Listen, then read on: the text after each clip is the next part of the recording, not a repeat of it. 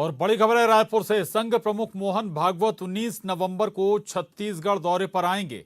मदकू द्वीप में आयोजित होने वाले कार्यक्रम में वो शामिल होंगे और मदकू द्वीप में समरसता कार्यक्रम आयोजित होना है। कार्यक्रम को अंतिम रूप देने में आरएसएस जुटी हुई है, तो ये बड़ी खबर है। छत्तीसगढ़ के दौरे पर आएंगे संघ प्रमुख मोहन भागवत। 19 नवंबर को छत्तीसगढ़ में मदकू द्वीप में आयोजित कार्यक्रम में वो शामिल होंगे और मदकू द्वीप में समरसता कार्यक्रम आयोजित होना है और इसी कार्यक्रम को अंतिम रूप देने में आरएसएस जुटी हुई है। इसी कार्यक्रम में शामिल होने के लिए छत्तीसगढ़ पहुंचेंगे संघ प्रमुख मोहन भागवत 19 नवंबर को। तो ये बड़ी खबर है। संघ प्रमुख मोहन भागवत 19 नवंबर को छत्तीसगढ़ आएंगे और छत्तीसगढ़ में मदकू द्वीप पर आयोजित कार्यक्रम में वो शिरकत करेंगे। दरअसल मदकू द्वीप में समरसता कार्यक्रम आयोजित होना है।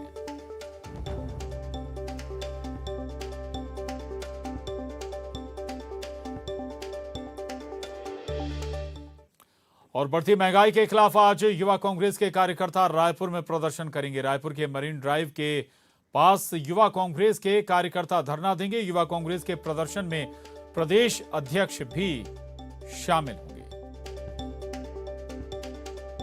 तो आज आपको बता दें, बढ़ती महंगाई के खिलाफ युवा कांग्रेस के कार्यकर्ता रायपुर में प्रदर्शन करने वाले हैं। अब बड़ी खबर का रुख करें। बड़ी खबर दुर्ग से है। उत्तराखंड आपदा मामले में भिलाई के फंसे लोगों को सुरक्षित निकाला गया है। कसौली से खैरना इन सभी को शिफ्ट किया गया है। खैरना के एक सरकारी स्कूल में इन्हें रुकवाया गया है। मौसम खुलते ही पर्यटकों को नैनीताल शिफ्ट किया जाएगा। तो ये बड़ी खबर है। दरअसल उत्तराखंड आपदा में कई जो पर्यटक हैं जो फंसे हुए थे, उनमें छत्तीसगढ़ के भी पर्यटक हैं और भिलाई के भी कुछ पर्यटक थे जो वहां पर फंसे हुए थे और भिलाई के फंसे लोगों को सुरक्षित निकाल लिया गया है और इन सभी पर्यटकों को कसौली से खैरनार शिफ्ट किया गया है। खैरना के एक सरकारी स्कूल में इन सभी पर्यटकों को रुकवाया गया है और मौसम खुलते ही इन पर्यटकों को नैनीताल शिफ्ट किया जाएगा। दरअसल उत्तराखंड में लगातार हो रही बारिश के चलते राज्य के अलग अलग हिस्सों में पर्यटक फंसे हुए हैं और इनमें छत्तीसगढ़ के भी कुछ पर्यटक थे जो फंसे हुए थे। इन सभी को सुरक्षित निकाला गया है और कसौली से खैरना इन सभी को शिफ्ट कर दिया गया है। भिलाई के ये सभी पर्यटक बताए जा रहे हैं और खैरना के इन सभी खैरना के एक सरकारी स्कूल में भिलाई के इन पर्यटकों को रुकवाया गया है।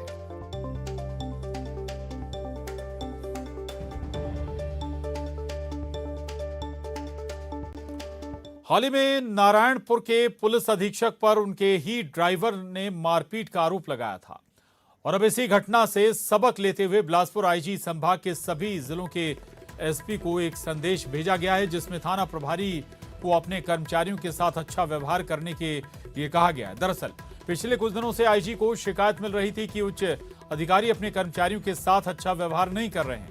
इन शिकायतों को गंभीरता से लेते हुए आईजी ने अधिकारियों को अपने कर्मचारियों से आपत्तिजनक शब्दों का इस्तेमाल नहीं करने का निर्देश दिया है। अगर कोई ऐसा करता है तो उसके खिलाफ विभागीय कार्रवाई की जाएगी।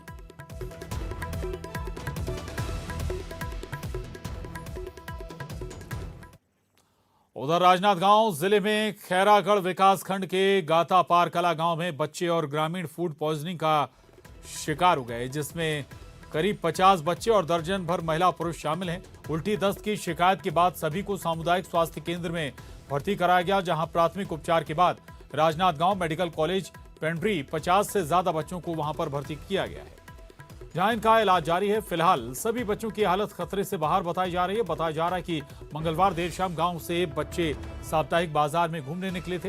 वहां बच्चों ने भेल खाई, जिसके बाद रात में अचानक बच्चों को उल्टी दस्त की शिकायत शुरू हो गई। वहीं ग्रामीणों का कहना है कि गांव के करीब 10 से 15 महिला और पुरुष भी बीमार हैं। ग्रामीण गांव में पानी की समस्या से बीमारी की आशंका जता रहे हैं। कहना है कि हमने चाट गुपचुप वगैरह खाया है। कल मार्केट डे था। हाँ? उसमें चाट गुपचुप भी खाए होंगे। हाँ? पर बड़े लोग तो नहीं खाए हैं, उनको भी हुआ है। अच्छा। तो हमको ऐसा लग रहा है कि पानी का इतने दिन से पानी 3 दिन का रुका हुआ पानी अचानक गांव में सप्लाई हुआ। नल जल से माध्यम से पाइपलाइन से पानी सप्लाई होता है। जी जी। तो पानी का भी शंका हमको जा रहा है। एक साथ काफ़ी संख्या में बच्चे यहाँ पे एडमिट हुए हैं, क्या कारण मान रहे हैं उसका? खैरागढ़ विकास खंड के गातापारा कला गांव में शाम को कुछ बच्चों में वॉमिटिंग और फीवर की शिकायत प्राप्त हुई। 5 साल से तो जिला प्रशासन, पुलिस की टीम, स्वास्थ्य विभाग की टीम सभी गांव में पहुंची और विभिन्न साधनों से सभी बच्चों को, लगभग 40 से 50 बच्चे हैं अभी, उनको सभी को मेडिकल कॉलेज पैंडी शिफ्ट किया गया है और सभी का ट्रीटमेंट भी प्रारंभ कर दिया गया है। और खबर बालोद से, जहां प्रदेश में कुपोषण के खिलाफ शुरू की गई जंग में बालोद जिले को बड़ी उपलब्धि हासिल हुई है। मुख्यमंत्री सुपोषण अभियान के शुरू होने के 2 साल में ही कुपोषित बच्चों की संख्या में 3% की कमी देखी गई। जिले में कुपोषण की दर 16% से घटकर 13% हो गई है। कुपोषण दूर करने में नौनिहालों को दिए जाने वाले गर्मा गर्म भोजन और मुनगा ने महत्वपूर्ण भूमिका निभाई है। कोरोना काल में भी बच्चों और महिलाओं को पोषक आहार और टिफिन के माध्यम से घर घर जाकर गर्म भोजन वितरण किया गया था, जिसके बाद कुपोषण के आंकड़े में कमी आई है। कुपोषण को कम करने में मिली सफलता के बाद कलेक्टर ने कुपोषण मुक्त बालोद का संकल्प लिया है।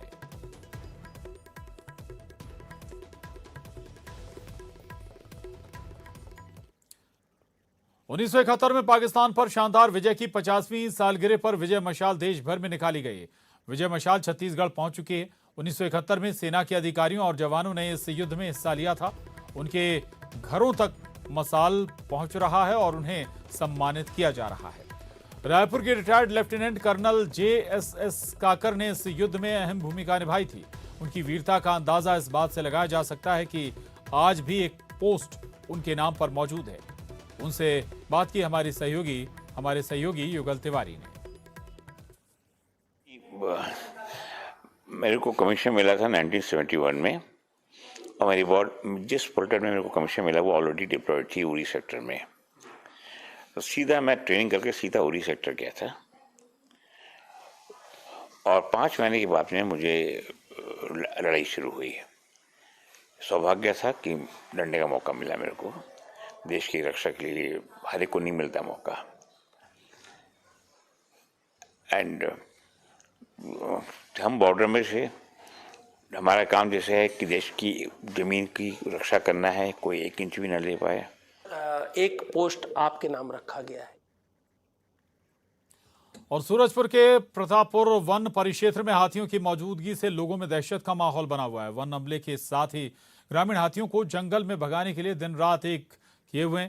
जंगल से गुजरने वाले मार्ग में वन अमला बैरियर लगाकर ग्रामीणों को आवागमन से रोक रहा है। इसके साथ ही माइक से मुनादी कर लोगों को सतर्क भी किया जा रहा है।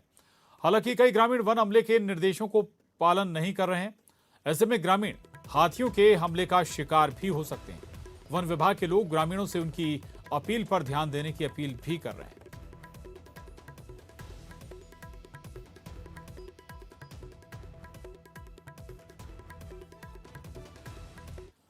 और बड़ी खबर इंदौर से, जहां कांग्रेस विधायक के बेटे पर शिकंजा और कस गया है। करण मोरवाल पर पुलिस ने शिकंजा कस दिया है। करण मोरवाल पर इनाम की राशि बढ़ाई गई है। अब 25,000 रुपए करणवाल को गिरफ्तार कराने वाले को राशि देने का ऐलान किया गया है। करण मोरवाल की तलाश में पुलिस की दबिश जारी है। तो ये बड़ी खबर है इंदौर से। कांग्रेस विधायक के बेटे करण मोरवाल पर अब पुलिस ने शिकंजा और कस दिया है। करण मोरवाल पर इनाम की राशि और बढ़ा दी गई है। ये राशि अब बढ़ाकर 25,000 रुपए कर दी गई है। आपको बता दें, करण मोरवाल पर रेप का आरोप है और इसी मामले के मद्देनजर पुलिस इसकी तलाश कर रही है, लेकिन करण मोरवाल फरार है और अब इनाम की राशि करण मोरवाल पर बढ़ा दी गई है। 25,000 रुपए राशि अब करण मोरवाल पर कर दी गई है। आपको बता दें कि लगातार पुलिस दबिश भी दे रही है करण मोरवाल को ढूंढने के लिए। 1000 की इनाम है, उसे बढ़ा के 25,000 कर दें। और मोरवाल जी से भी प्रार्थना है कि बेटे को 1-2 दिन में हाजिर कर दें। हमारी कुर्की की कार्रवाई, डिमोलिशन की कार्रवाई प्रक्रियाधीन है और अगर अगले 2 दिन में बच्चा नहीं आया तो ऐसी कार्रवाई करेंगे जो नजीर बन जाएगी मध्य प्रदेश की। इस गंभीरता से कार्रवाई कर रही है। पूरे मामले में लगभग अभी तक का जो 15,000 रुपये का इनाम घोषित हुआ था, उस इनाम की रकम को बढ़ाते हुए अब 25,000 रुपये की पुरस्कार राशि बढ़ा दी गई है। साथ ही साथ जगह जगह सूचना देने वालों के बारे में संबंधित सूचना भी शहर में जगह जगह उसके संबंधित सूचना लगाई गई है। साथ ही कुर्की जब्ती से संबंधित जो कार्रवाई है वो भी प्रक्रियाधीन है, वो भी माननीय न्यायालय में अंतिम चरण में। और बात खरगोन की, जहां मंडी में बदइंतजामी से नाराज किसानों ने बैडिया मिर्च मंडी के सामने चक्का जाम कर दिया। घटना की जानकारी मिलते ही पुलिस और प्रशासन की टीम मौके पर पहुंची और किसानों को समझाकर चक्का जाम खत्म कराने की कोशिश की गई। तो खरगोन का मामला है ये, जहां मंडी में बदइंतजामी से नाराज किसानों ने बैडिया मिर्च मंडी के सामने चक्का जाम कर दिया।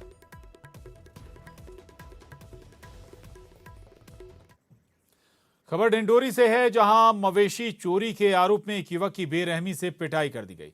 मारपीट के ये वीडियो सोशल मीडिया पर तेजी से वायरल हो रहे हैं।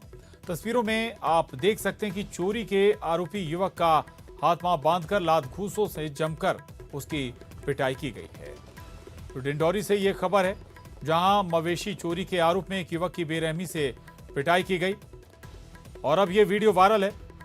युवक को पहले बांधा गया, उसके हाथ बांध दिए गए और उसके बाद पूरी तरह से उसे पीटा गया। मारपीट का ये वीडियो सोशल मीडिया पर तेजी से वायरल हो रहा है।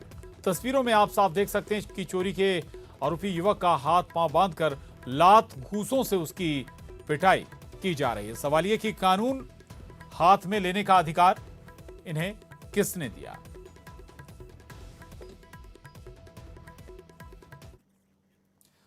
मुरैना में चोरी करने आए चोरी की लोगों ने जमकर चोरों की पिटाई कर दी। मामला सिविल थाना इलाके के रेस्ट हाउस का है, जहां चोरी के इरादे से घर में घुसे चोर को लोगों ने रंगे हाथों पकड़ लिया। पकड़े जाने के बाद रहवासियों ने चोर के हाथ पैर बांधे और जमकर धुनाई कर दी। बाद में पुलिस को सूचना देकर चोर को पुलिस के हवाले कर दिया गया। मुरैना सिविल लाइन थाना इलाके के रेस्ट हाउस के पीछे एक घर में चोर घुस गया। लोगों ने इस चोर को रंगे हाथों पकड़ लिया था। आपको बता दें, बाद में पुलिस को सूचना देकर बुलाया गया और चोर को पुलिस के हवाले अब कर दिया गया है।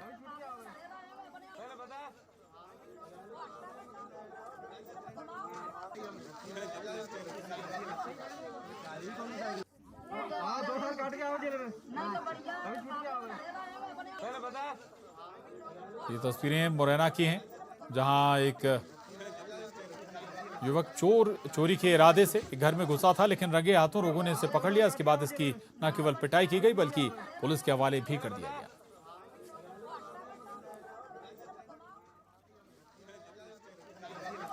और खबर रीवा से, जहां जमीन विवाद में दो पक्षों में जमकर मारपीट हो गई। मारपीट का अब वीडियो भी सामने आया है। पुलिस ने मामला दर्ज कर कार्रवाई शुरू कर दी है। खबर रीवा से है, जमीन विवाद इस मारपीट के पीछे की वजह बताया जा रहा है। दो पक्ष आमने सामने आ गए और दो पक्षों में जमकर मारपीट हुई जमीन विवाद में। बड़ी खबर है ये रीवा से, मारपीट का वीडियो भी सामने आया है। पुलिस ने मामला दर्ज कर कार्रवाई इस मामले में शुरू कर दी है। तो जमीन विवाद दो पक्षों के बीच भिड़ंत की वजह बना। दो पक्ष आमने सामने आ गए और जमकर एक दूसरे में मारपीट हुई। ये तस्वीरें देख रहे हैं आप, रीवा से ये तस्वीरें सामने आई। दो गुट भिड़ गए, इनमें पुरुष और महिलाएं दोनों शामिल थे। एक दूसरे पर ताबड़तोड़ हमले किए गए।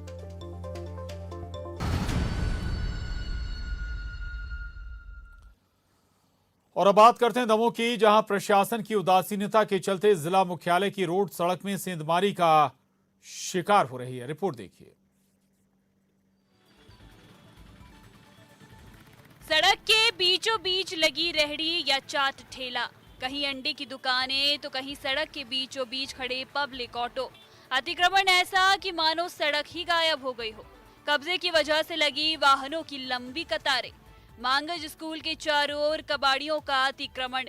यह हाल है दमोह जिला मुख्यालय का, जहां मांगज स्कूल के पास चारों ओर लोगों ने कब्जा किया हुआ है। मांगज स्कूल के पास नगरपालिका के बाल विनोद प्राथमिक शाला के आसपास भी कबाड़ियों ने अतिक्रमण किया हुआ है। अतिक्रमण से प्राथमिक शाला के परिसर में ही कचरे का अंबार लगा हुआ है।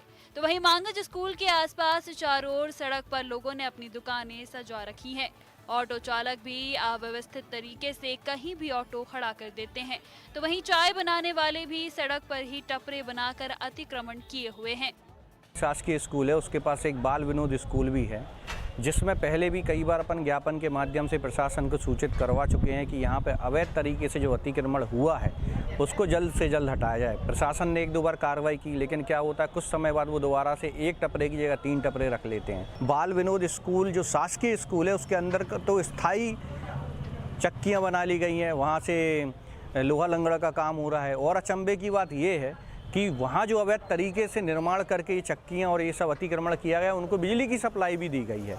तो बड़ा सवाल ये है कि प्रशासनिक काम में बिजली विभाग भी कैसे इनको बिजली की सप्लाई किस आधार पर दी है, या फिर बिजली चोरी हो रही है। और बिजली चोरी हो रही तो इनको कार्रवाई करनी चाहिए। प्रशासन जब कार्रवाई करने जाता है तो 1-2 दिन के अंदर बोलते हैं कि ये स्टे लेके आ जाते हैं कि हमारा तो स्टे है। ये पूरा एक षड्यंत्र है और बदमाशी है पूरे शहर को अतिक्रमण से भरने की।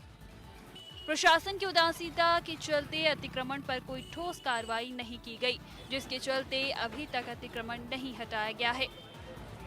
मामला ये है कि मांगंज स्कूल के पास जो आसपास टपरे रखे हुए हैं और लोग अतिक्रमण करते जा रहे हैं जो अवैध है, और प्रशासन इसके लिए कार्रवाई तो करता है, पर कई बार ज्ञापन दो उनको सूचित किया जाता है, लेकिन इसके बावजूद भी प्रशासन एक ऐसी कार्रवाई करता है कि ना उसका मतलब निकलता है, ना वो टपरे हटाए जाते हैं, और एक टपरा हटता है उसकी जगह पे 2 और रख जाते हैं। वहीं जब इस संबंध में ट्रैफिक थाना प्रभारी दीपक खत्री से बात की गई तो प्रभारी ने त्योहार के बाद नगर पालिका के साथ मिलकर अतिक्रमण हटाने की बात कही है। पालिका को भी एक पत्र लिखा है कि जो दुकान के लोग वहाँ जो बैठे हैं, तो नगर पालिका के साथ हम चूँकि त्योहार का समय चल रहा है, इसके बाद तो नगर पालिका के साथ को भी हम उनके साथ मिलकर कंप्लीट। ऐसे में सवाल उठता है कि आखिर सड़क में सेंधमारी कब तक जारी रहेगी? क्या प्रशासन इस पर कोई ठोस कार्रवाई कर पाएगा या नहीं? सड़क में सेंधमारी के लिए दमोह से धर्मेश पांडे, न्यूज़ 18। और कामयाबी की कोई कहानी एक दिन में मुकम्मल नहीं होती, लेकिन ईमानदारी, लगन और सच्चा संघर्ष हो तो सफलता की कहानी एक दिन पूरी जरूर होती है। देश में श्वेत क्रांति यानी दूध क्रांति लाने वाले अमूल का सफर गुजरात के सिर्फ 2 गांवों से शुरू हुआ था। 75 साल का हो चुका अमूल भी पूरे देश के साथ आजादी के अमृत महोत्सव की खुशियां मना रहा है। आइए आपको रूबरू कराते हैं अमूल की सफलता के सुनहरे इतिहास से।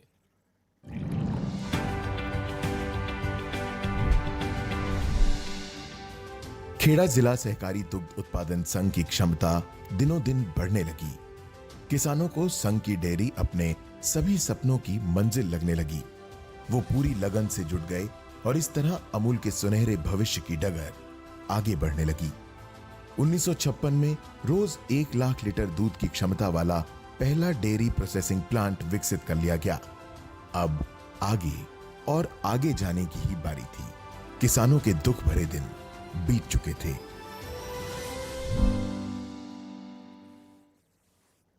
और इसके साथ ही बुलेटिन में बस इतना ही। आखिर में हेडलाइंस।